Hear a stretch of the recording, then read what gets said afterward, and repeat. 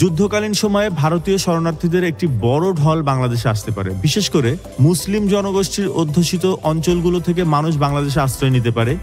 এটি বাংলাদেশের জনসংখ্যার বড় ধরনের পরিবর্তন আনতে পারে। ভবিষ্যতে দেশের ৫ থেকে ১০% পর্যন্ত জনসংখ্যা হয়তো এসব শরণার্থী জনগোষ্ঠী দ্বারা প্রভাবিত হতে পারে। দীর্ঘমেয়াদে এর সামাজিক ও রাজনৈতিক প্রভাব দেখা দিতে পারে।